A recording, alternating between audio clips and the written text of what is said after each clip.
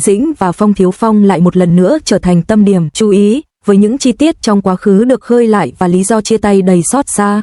Mối quan hệ của Triệu Lệ Dĩnh và Phong Thiếu Phong từ khi yêu nhau trên phim trường đến khi chia tay bắt nguồn từ sự xung đột tính cách giữa một người phụ nữ độc lập và một người thừa kế giàu có. Cô ấy chiến đấu cho sự nghiệp, trong khi anh ấy khao khát sự bầu bạn dịu dàng.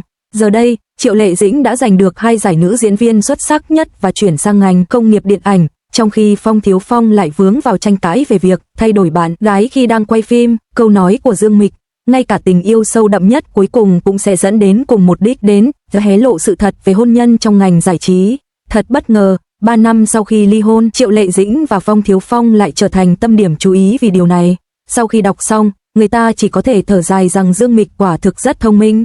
Mới đây, các tay săn ảnh đã chụp được hình ảnh Phong Thiếu Phong cùng bạn gái mới nắm tay nhau trên đường phố, trông rất tình tứ. Khi thấy tin này, cư dân mạng khá bức xúc, tại sao Phong lại đi theo vết xe đổ của Hoang Xeo Minh tìm bạn gái với gương mặt sống ảo. Tuy nhiên, người phụ nữ bị paparazzi chụp ảnh, được cho là bạn gái mới, đã nhanh chóng phủ nhận mình là người trong ảnh. Mặc dù người phụ nữ này phủ nhận, nhưng dường như ông Phong đã có bạn gái mới, dù danh tính của cô ấy vẫn chưa được tiết lộ. Sau khi chứng kiến vụ việc này, mọi người không khỏi thở dài, tự hỏi tại sao các nam nghệ sĩ trung niên gần đây đều bị ám ảnh bởi gương mặt sống ảo.